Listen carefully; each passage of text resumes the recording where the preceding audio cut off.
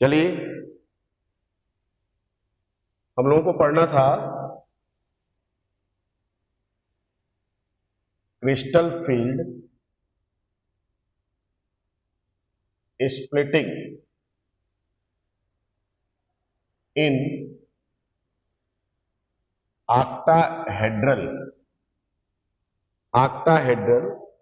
complexes। ये आपको करना था आज। देखो,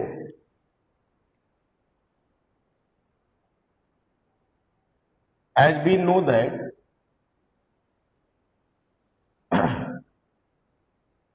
the 5d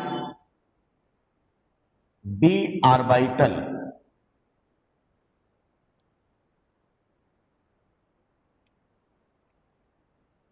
of metal ion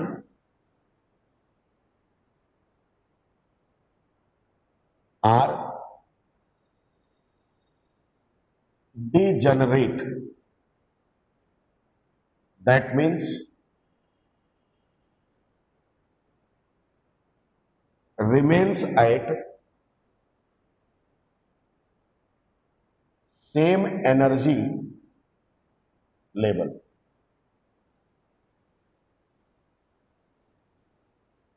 till, या आप कह सकते हो in absence of ligand field।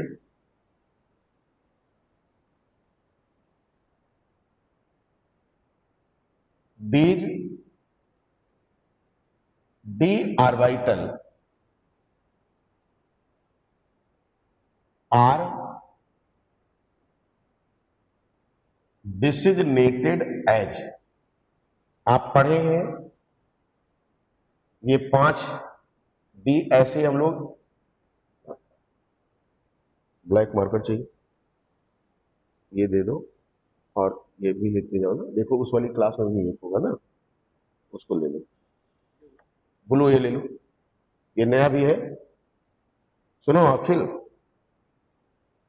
अखिल, ए अखिल, इसको लेते जाओ बेटा,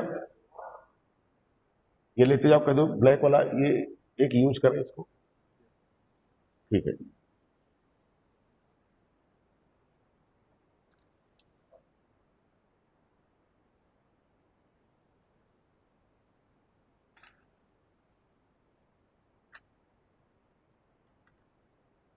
एक मिनट बेटा, जरा इंक डाल ले इसमें, आपको कम रहा होगा।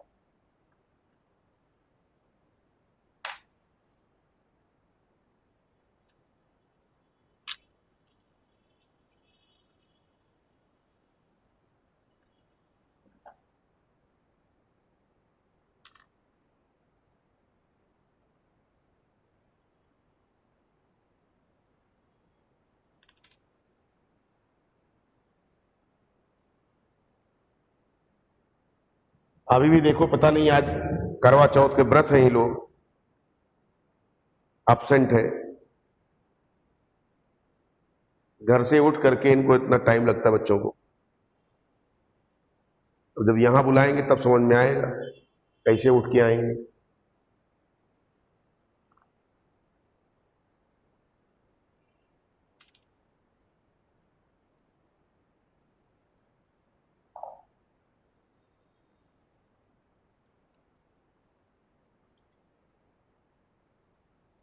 देखो समझो,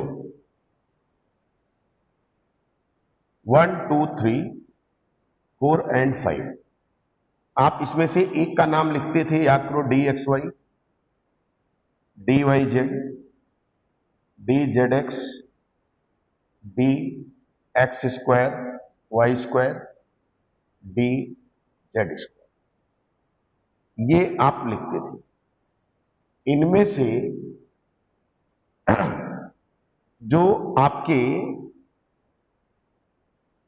दो कोऑर्डिनेट के बीच में आ रहे थे उनको कहा था आपने नॉन एक्सियल सेट ऑर्बिटल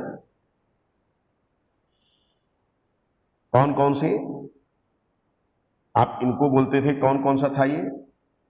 तीन था, D X Y, D Y Z, D X Z या जेड एक्स, जो भी लिखना चाहो। ये नॉन एक्सियल सेट में थे। इसका मतलब दो कोऑर्डिनेट के बीच प्रोबेबिलिटी मिल रही थी इसमें। और दूसरा जो आपका है वो है एक्सियल सेट ऑर्बिटल। ये कौन से हैं? ये आपके D X square minus Y square या D X square dash Y square D Z square, ये है आपके।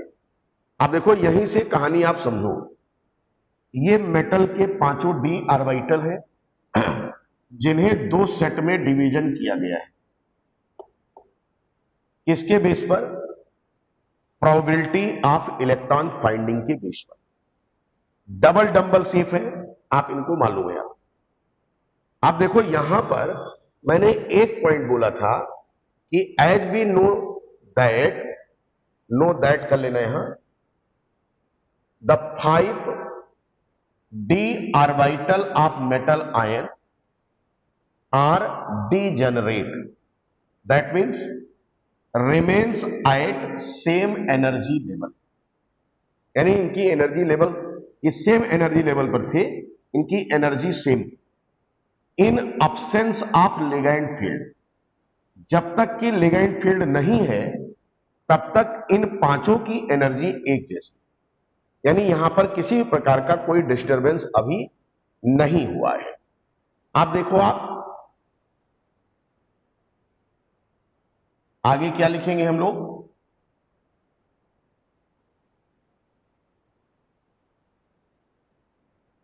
बहुत ही इंपॉर्टेंट चीज यहां लिखने चल रहे हैं हम। In octahedral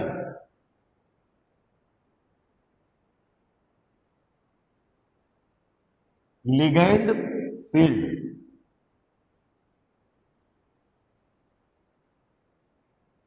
the non axial, या आप ऐसे लिखो पहले, the axial set of D orbital of central metal ion comes in, या आप ऐसे कर लो,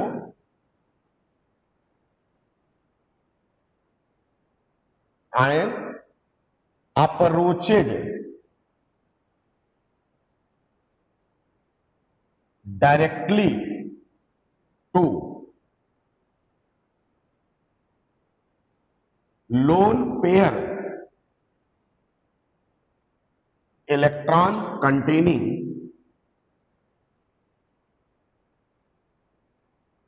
orbital of ligand and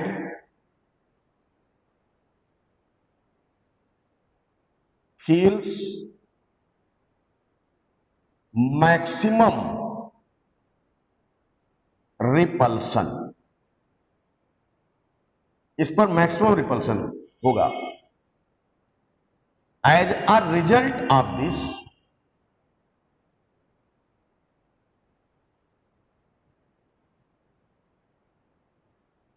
energy of axial set of D orbital increases, यानी जो आपका एक्सियल सेट वाला था कौन सा, D X square Y square and D Z square, इसकी एनर्जी बढ़ जाएगी। दूसरी तरफ देखो सेकंड पॉइंट, क्योंकि नॉन एक्सियल वाले एक्सिस के अलोंग नहीं थे तो ये डायरेक्ट जो है रिपल्सन फील नहीं करेंगे। The non axial set of d orbital since lie in between coordinate, between coordinate होता है, between coordinate, hence feels less repulsion, इसका आमना सामना नहीं हो रहा था, less repulsion, hence goes to lower energy,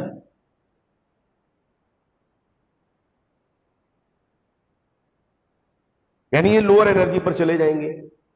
अब यहां पर ध्यान से देखो आप, the axial set of d orbital is, या r कर लो, designated एज ईजी सेट, इनको ईजी सेट कहते हैं, एंड नॉन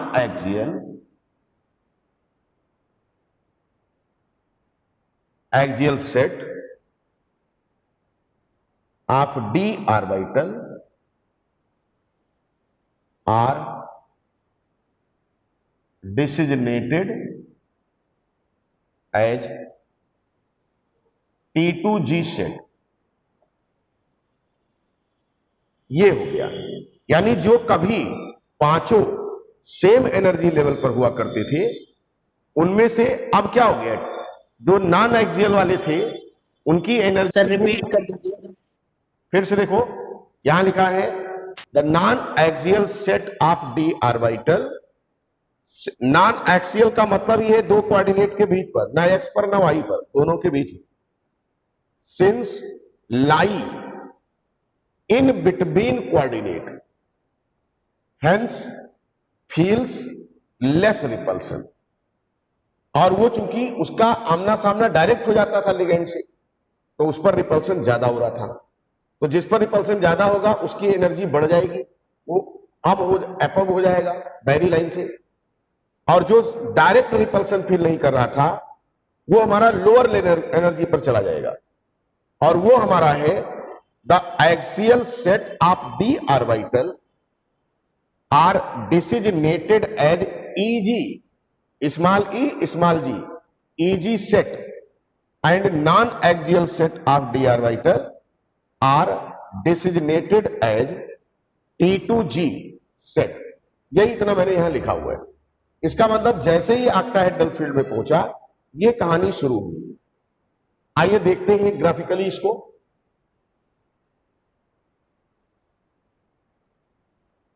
बहुत ही इंपॉर्टेंट क्लास मिस हो रही है जो क्लास में नहीं है, रटेंगे फिर। देखो, ये है तुम्हारा, एक मिनट जरा मीटिंग लॉक हो गई है,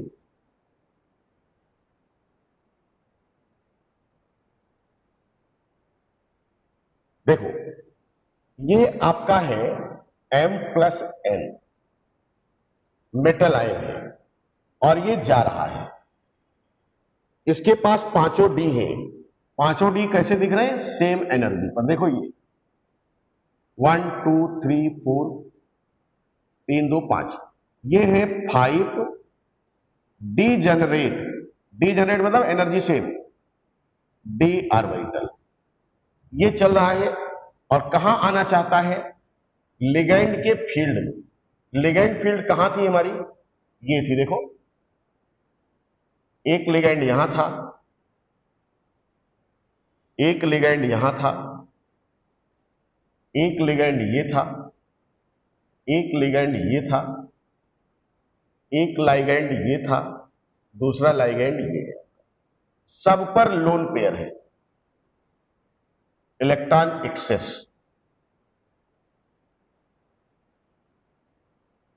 ध्यान से समझो, इस बीच में जो आएगा उन पर इसका इलेक्ट्रॉन क्या करेगा, रिपल्सन करेगा। ये देखो इसके बीच में आना चाहते हैं, क्योंकि ये पॉजिटिव है, ये चाहते हैं कि किसी नेगेटिव से क्या हो जाए, अट्रैक्ट हो जाए। कल मैंने जो एग्जांपल बताया था, अगर आपको याद हो, आप देखो ये कैसा हो जाएगा। यहां पर जब ये आएगा तो ये हमारा ऐसे हो जाएगा, इसकी गिरफ्त में आ गया एल, ये देखो M+N आ गया इसकी गिरफ्त में, बीच में ये L हो गया, ये L हो गया, ये L हो गया, और ये L हो गया, ये L हो गया। Is it clear? Octahedral field है ये। कैसे? यहां आप दिखा दो, ये ऑक्टाहेड्रल लिगैंड की फील्ड है।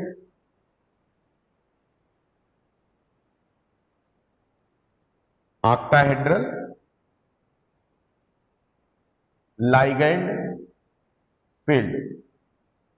Is it clear? और ये आपका हो गया, देखो ध्यान से,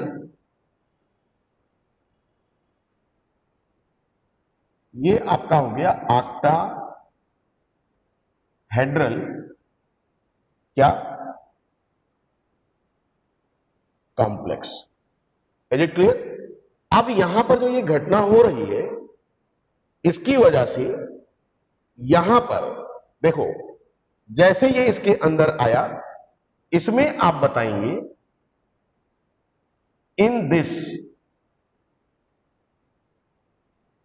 5d orbital of CMI, central metal ion, get splitted, that means degeneracy of orbital get broken, इसकी डीजेनरेसी टूट गई। इसका मतलब डीजेनरेसी में स्प्लिटिंग आ गई, और इस स्प्लिटिंग को हम ग्राफ पर दिखाएंगे। पहले तो यहां मैंने बताया कि आप देखो, इसका जो ईजी सेट है वो डायरेक्ट इनके कांटेक्ट में आता है, यानी इनके रिपल्सन का डायरेक्ट झेलता है, और नॉन एक्सियल चूंकि बीच में है तो बच जाते हैं, तो उन पर उतना रिपल्सन आता ही नहीं। इसको इतना बना लिया, इसको बना लिया, तो मैं आपको ग्राफ बनाना सिखाऊं पूरा इसका। बोलो जल्दी जल्दी फटाफट।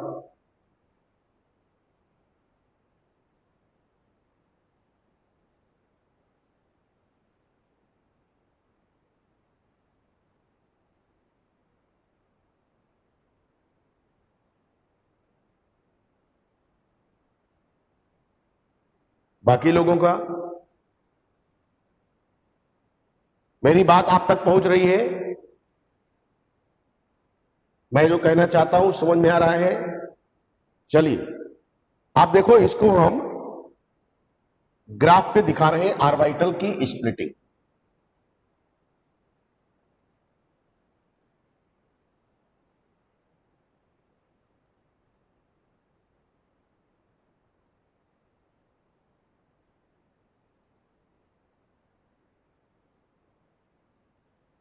देखिए, ये है एनर्जी, इस पर मैंने दिखाया है एनर्जी, ठीक। यहां देखिए 1 2 3 4 एंड 5, ये condition number 1। 5 degenerate d orbital in absence of ligand field। यहां ligand है ही नहीं है। आप देखो मेटल आयन धीरे धीरे पास गया, किसके जा रहा है पास? ये लाइन है एनर्जी की, मैंने दिखाया कि ये एनर्जी का लाइन, जैसे फील्ड के करीब आएगा, यानी अभी पहुंचा ही नहीं लेकिन उसकी तरफ जा रहा है। ये देखो एनर्जी अपने आप बढ़ गई, जैसे जब हम अपने किसी पसंदीदा व्यक्ति के करीब पहुंचते हैं तो हमारे दिलों की धड़कन बढ़ जाती है कि अरे वही काम यहां हो रहा है। ये एनर्जी थी सेंट्रल मेटल आयन के पांचों डी ऑर्बिटल की। कब? उस समय जब हमारा मेटल आयन लाइगैंड से बहुत दूर था। यानी कहने का मतलब अपने चाहने वाले से बहुत दूर है, और जैसे चाहने वाले के करीब पहुंचना शुरू किया तुरंत देखो ये यानी यहां पर देखो एनर्जी लाइन कहां पहुंच गई, आप देख रहे होंगे। ये देखिए ये लेवल आ गया एनर्जी का, ये इसका बैरी लाइन हो गया, इसको बोलते हैं बैरी सेंटर। ये बैरी सेंटर है। आप ध्यान से देखिए यहां पर ये कौन सी कंडीशन है, आप कह सकते हो 5 डीजनरेट, अभी भी डीजनरेट ही है, बढ़ी एनर्जी सबकी, धड़कन सबकी बढ़ रही है। 5 डीजनरेट डी ऑर्बिटल इन हाइपोथेटिकल, अभी बीच में नहीं आया है लाइगैंड के, हाइपोथेटिकल लाइगैंड फील्ड या हाइपोथेटिकल ऑक्टाहेड्रल कर लो, ऑक्टाहेड्रल लाइगैंड फील्ड। लेकिन आना तो है, तो जो जिस पर रिपल्सन ज्यादा हुआ वो था आपका कौन सा, एक्सियल से, उनकी एनर्जी बढ़ी। ये देखो ये यहां आ गए, एनर्जी बढ़ी, इसका मतलब एनर्जी स्टेबिलिटी इस वाले की क्या होगी, थोड़ी सी डिस्टेबलाइज किया, ये यहां आ गई। इसे अपन बोलेंगे ये है D X square Y square D Z square, इसको अपन नाम देंगे इजी से। इधर दिख रहा है भाई, यहां जो लिखा मैंने, मैं थोड़ा और इधर कर देता हूं, इजी से आप लिख लेना। और यहां से इससे नीचे तो नहीं आएगा, लेकिन थोड़ा यहां आ जाएगा।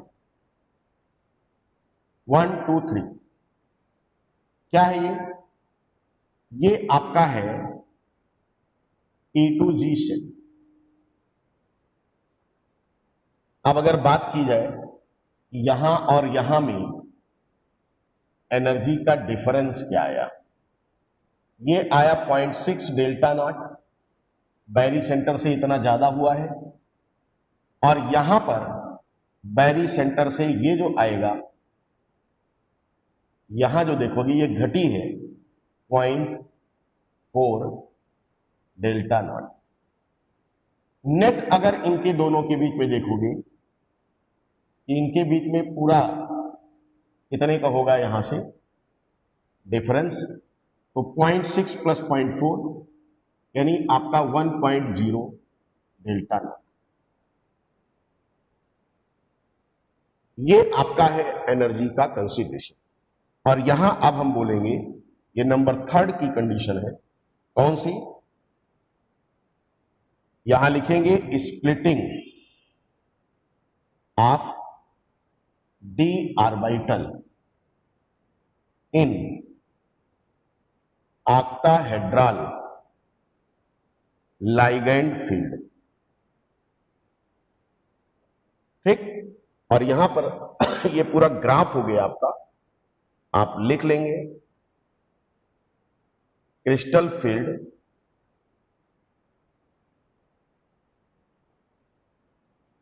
Splitting of D orbital in octahedral ligand field या कॉम्प्लेक्सेस। क्या आपको ये पूरा ग्राफ समझ में आया जो हमने बनाया है?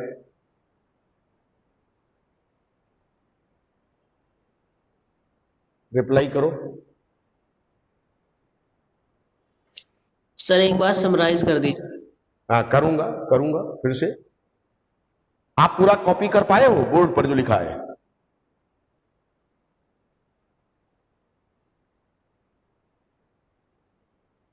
बताएं भाई, सभी लोग बना लिए हैं? जब बना ले तो मुझे बताएं, फिर मैं आपको समझा देता हूं। क्योंकि किताबों में, गाइडों में, इनमें समय बहुत कहानी लंबी होती है और बच्चा कंफ्यूज रहता है।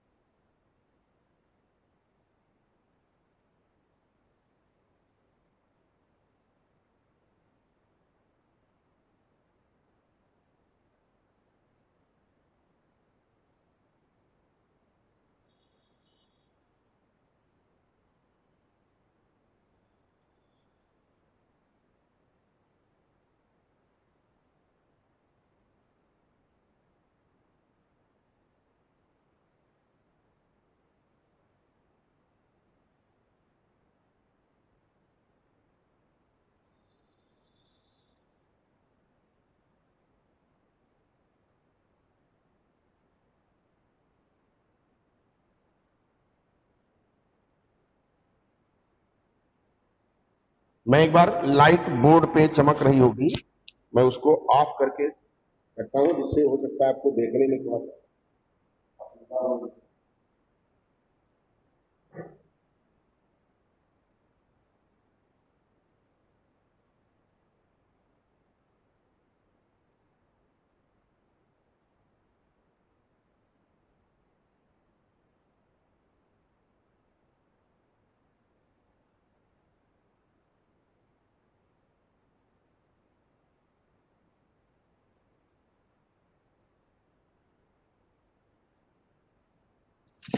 बोलो बोलो भाई, आगे चले, समझाएं इसको,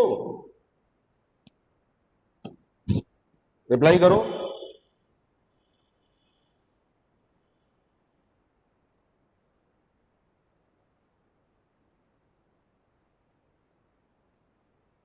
देखिए फिर समझिए, हमने ये बोला कि आपके सेंट्रल मेटल आयन के पास डी आर्बिटल के कितने नंबर हैं? 5। और पांचों डी आर्बिटल की एनर्जी क्या है? सेम। इसीलिए इनको क्या बोला गया? 5 डीजेनरेट डी आर्बिटल। डीजेनरेसी का मतलब ये हुआ कि all of these are at same energy level. देखो, मैंने कहा पांचों भाई, पांचों डी आर्बिटल एक समान एनर्जी पर थे जब तक कि बाहर वाला कोई नहीं था इनके पास। बाहर वाली एब्सेंट है। बाहर वाली का मतलब लिगेंड फील्ड। और ये पांचों भाई की एनर्जी सेम है। अब ये पांचों के पांचों सेंट्रल मेटल आयन के साथ करीब पहुंच रहे हैं। किसके? Octahedral ligand field. और इनके पांचों की धड़कनें बढ़ रही हैं। ये आ रही, देखो धड़कन बढ़ी, ये इस लेवल पे आ गई। मैंने क्या लिखा? 5 डीजेनरेट डी आर्बिटल इन हाइपोथेटिकल, क्योंकि अभी उसके गिरफ्त में नहीं आए हैं। Hypothetical octahedral ligand field. यहां क्या हो गया? रियल में प्रवेश कर दें। जैसे प्रवेश किए तो दो भाई जो सीधा सामना हुआ किससे? लाइगेंड से, उन पर रिपल्सन सबसे ज्यादा आया और उनकी एनर्जी बढ़ गई। देखो ये भाग गई, कैन साहब मेरी एनर्जी बढ़ गई, इनके दिल की धड़कन क्या होगी? और तेज हो, क्योंकि लाइगेंड की आंखों में डायरेक्ट इन्होंने आंखें अपनी डाली, तो क्या होगा? इन पर सबसे ज्यादा असर आया। और ये डायरेक्ट आंखों में आंखें क्यों डाल दिए? क्योंकि ये अलोंग द कोऑर्डिनेट थी और लाइगेंड भी हमारा कोऑर्डिनेट पर था, तो इन पर सबसे ज्यादा रिपल्सन हुआ। और इनकी एनर्जी बढ़ी तो ये इस लेवल पे आ गई। कितना बढ़ा एनर्जी बैरी सेंटर से? 0.6 डेल्टा नॉट। डेल्टा वैल्यू है डिफरेंस, और ओ का मतलब ऑक्टाहेड्रल, डेल्टा नॉट का मतलब ऑक्टाहेड्रल फील्ड से रिलेटेड 0.6 यूनिट का, इतने का इंक्रीज हो गया। उसके बाद जो थोड़ा सा तिरछी निगाहों से देख रहे थे, यानी जैसे कुछ लोग होते नहीं कि अपनी क्लास में बैठे हैं, कुछ ऐसे होते हैं डायरेक्ट घूरते हैं तो उनको झापड़ पड़ जाता है, लेकिन कुछ क्या होते हैं लिख रहे हैं और धीरे धीरे ऐसे देख ले रहे हैं, तो ये ऐसे देखने वाले थे, ऐसे। इन पर रिपल्सन थोड़ा कम आया, आया तो लेकिन कम आया, तो इनकी भी एनर्जी इनसे तो ज्यादा होगी लेकिन बैरी सेंटर से थोड़ा कम होगी, यानी बच गई। कितना कितना डिफरेंस आया? कितने का? 0.4 डेल्टा नॉट।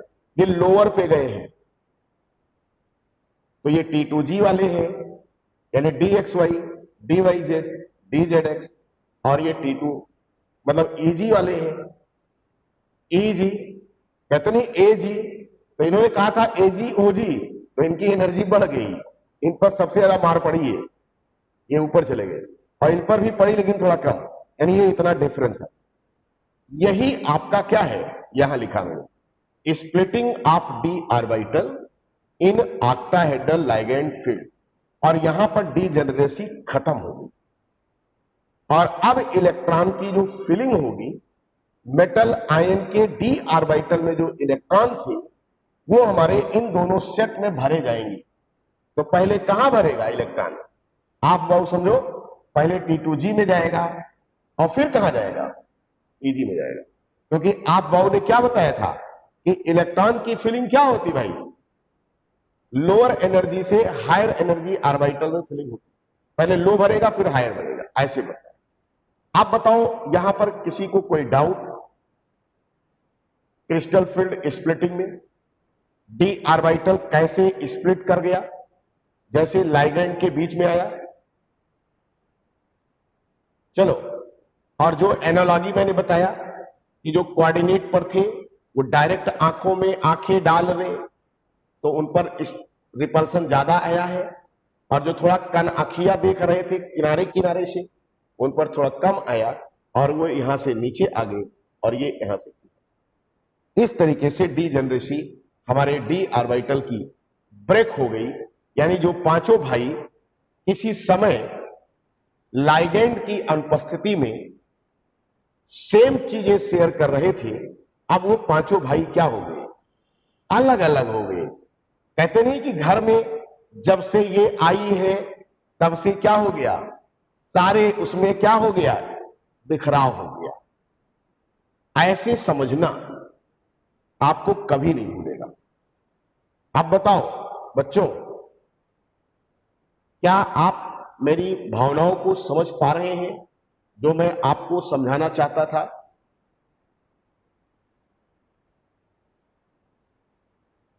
इनऑर्गेनिक केमिस्ट्री में यहीं से आपका क्या आता है, ट्विस्ट आता है। इनऑर्गेनिक केमिस्ट्री का पेपर बहुत ही जालिम है, खूब यहां पर अभी स्पेक्ट्रा जब शुरू होगा तब कहानी देखना इसकी। जल्दी बताओ बेटा, क्योंकि अब ज्यादा समय नहीं है, ये आपका कंप्लीट कर दिया मैंने।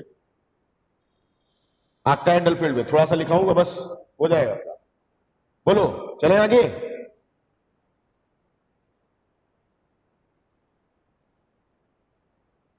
कभी कभी बोल भी दिया करो, आपकी आवाज यहां भी सुनाई दे जाया करे। इतना बढ़िया पढ़ा रहा हूं, मेरी आवाज सुन रहे हो, आप अपनी आवाज भी सुना दिया करो, सुना दिया करें करें। हाँ, चलिए आगे लिखेंगे थोड़ा सा। डेल्टा नॉट, नई लाइन से, delta naught is called as, is called as crystal field splitting energy in octahedral ligand field.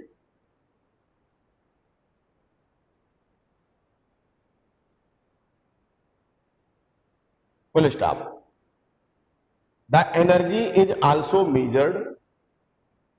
The energy is also measured in term of another parameter. Unit है DQ, स्पेक्ट्रल पैरामीटर है DQ, known as crystal field splitting parameter, known as crystal field splitting parameter.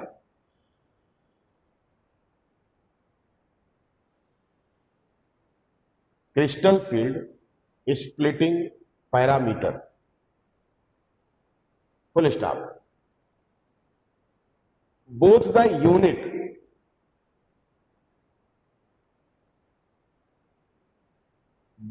unit are interrelated as delta naught equals to 10 dq. इसका मतलब यहां पर आप लिख सकते थे 10 dq, क्योंकि 1 डेल्टा नॉट पूरा डिफरेंस था, तो आपका हो जाएगा 10 dq. यहां पर इसको लिख सकते थे 6 dq, इसको लिख सकते थे 4 dq. इस रिलेशनशिप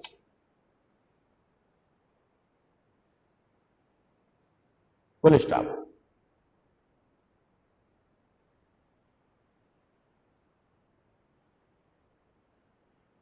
आगे लिखेंगे, नए लाइन से पैरा चेंज करो.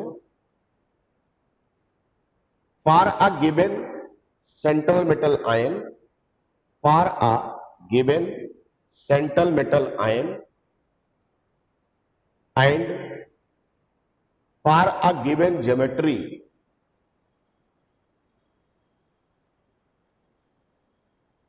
the ligand have marked effect. Ligand have marked effect on the value of delta naught.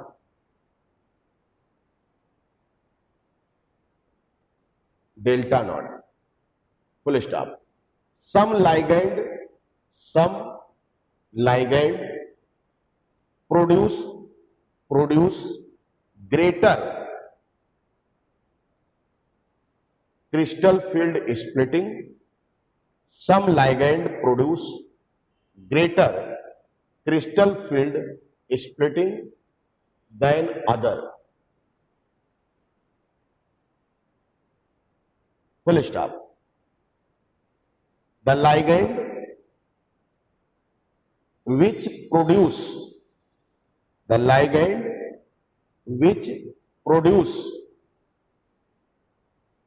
greater crystal field splitting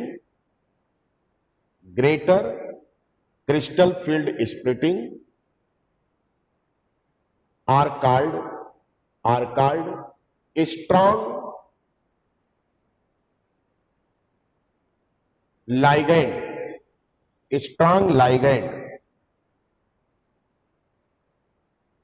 whereas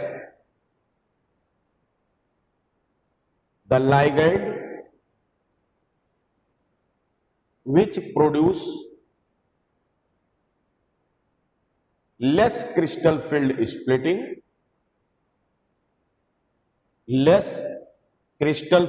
splitting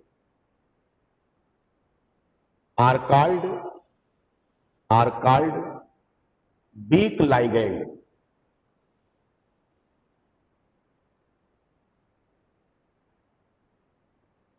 Full stop.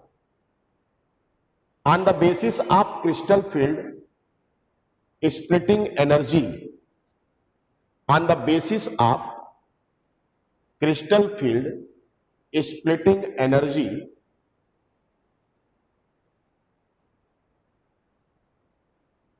some common ligand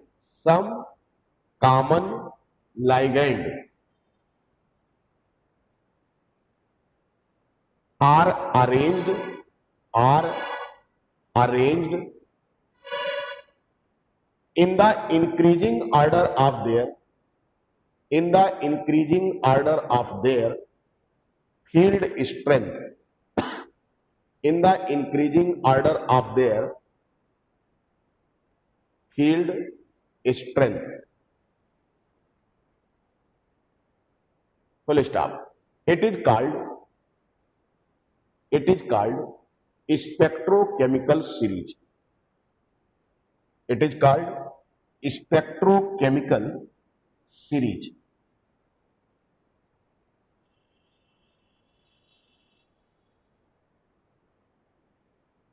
यहां बना ले थोड़ा सा इसको, हालांकि उसे आपको अलग से भी पढ़ना पड़ेगा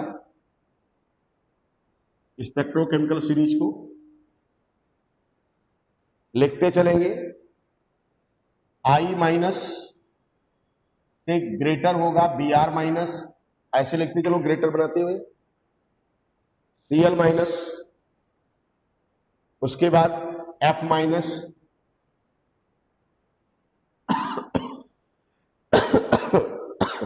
इसके बाद OH माइनस, इसके बाद C2O4 यानी ऑक्सालेट, C2O4 डबल माइनस, इसके बाद H2O, उसके बाद NH3, इससे ज्यादा होगा इथाइलिन डाई एमीन, EN जिसको लिखते थे आप, इथाइलिन डाई एमीन, इससे ज्यादा होगा NO2 माइनस, इससे ज्यादा होगा CN माइनस, और CN माइनस से ज्यादा होगा CO, carbon monoxide, carbonyl. Carbon monoxide को कार्बोनाइल भी कहते हैं।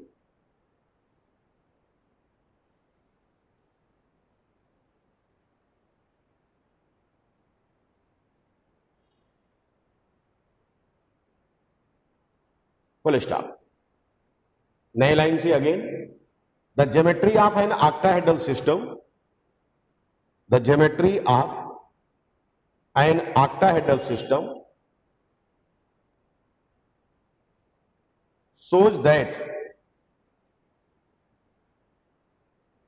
the energy of T2G orbital is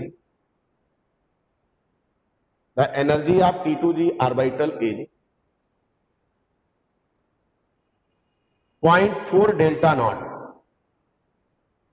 0.4 delta naught or 4 dq,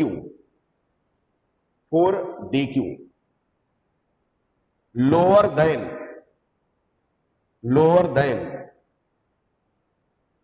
that of hypothetical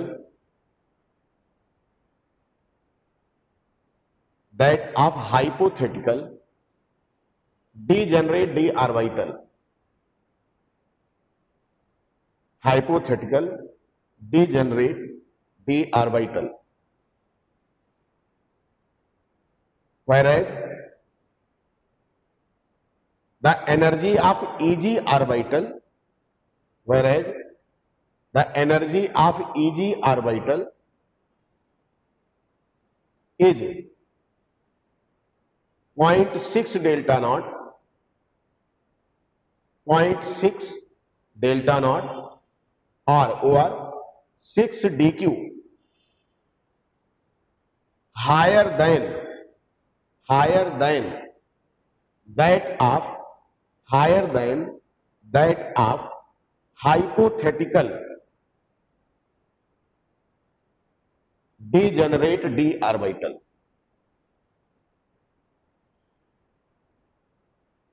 full stop. यहीं पर छोड़ दीजिए, ये आपका मैंने पूरा कर दिया है। आप फीलिंग देखेंगे इलेक्ट्रॉन का और CFSE कैलकुलेट करेंगे। आज के लेक्चर में किसी को कोई डाउट? चलो बोलो फटाफट, कोई प्रॉब्लम किसी को? कल इसी टाइम पर हम लोग फिर से मिलेंगे और आप समझिए 7 बजे सुबह अगर आपको ऑफलाइन क्लास बुलाते हैं हम, तो आप कैसे आ पाओगे जब आप अपने घर पे सो के नहीं उठ पा रहे हो? कि आपको सिर्फ मोबाइल ऑन करके जुड़ जाना है। जिसका भी लेक्चर छूटा हुआ है वो जाने, उसका काम जाने भाई। चलिए ओके, समझ में आया भाई? किसी को कोई प्रॉब्लम तो नहीं है?